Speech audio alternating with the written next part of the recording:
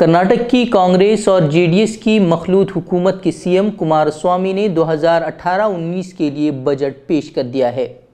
CM ने अपने पहले बजट में कई तरह के बड़े ऐलान किए हैं। अपने वादे के मुताबिक जेडीएस ने किसानों के 2 लाख तक के कर्जे माफ़ करने का ऐलान किया है।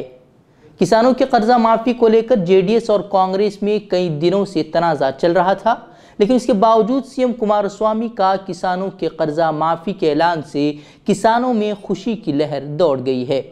अपने इंतखाबी मंशूर में जेडीएस ने जहां कई स्कीमों और फलाही काम करने के वादे किए थे, वहीं उनका सबसे बड़ा वादा किसानों के कर्जे की माफ़ी को लेकर था, जो अब उन्होंने पहले ही बजट में पूरा कर दिया है। This new experience for me as a finance minister. I took this challenge to give surplus budget with all kind of several new steps which I am going to introduce. CM ने किसानों के कर्जे की माफ़ी के लिए 34,000 करोड़ रुपए मुख्तस करने का ऐलान किया है।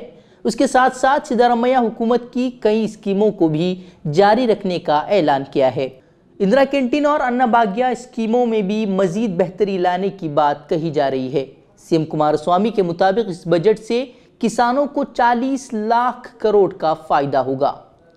हुकूमत ने इसकी भरपाई के लिए पेट्रोल, डीजल और बिजली के नरखों में इजाफे का भी ऐलान किया है, जिस पर आम लोगों पर इजाफी बोझ पड़ने से वो परेशान नजर आ रहे हैं।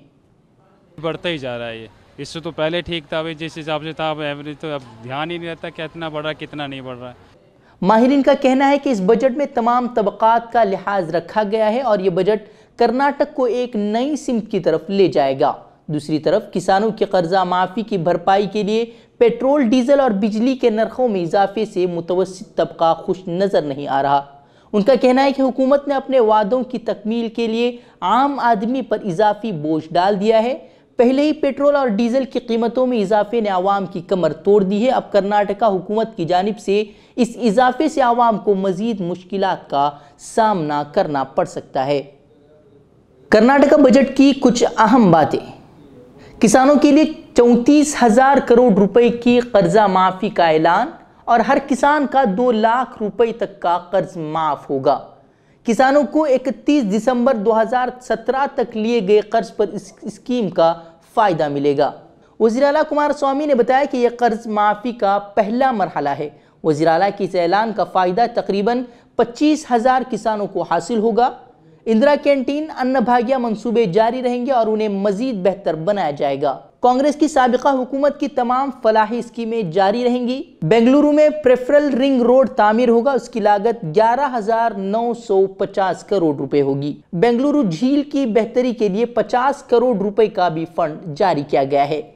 बेलगावी, कलबुर्गी और मैसूर में सुपर स्पेशलिटी अस्पताल खोले जाएंगे। इन अस्पतालों में हार्ट, कैंसर और दीगर बीमारियों का इलाज किया जाएगा। गदग, कोप्पल, चामराजनगर और हासन जिला में 450 बिस्तरों वाले अस्पताल खोले जाएंगे। इसके लिए 200 करोड़ रुपए मुहैया कराए जाएंगे। डीजल के टैक्स में 2% का और इजाफा किया जाएगा।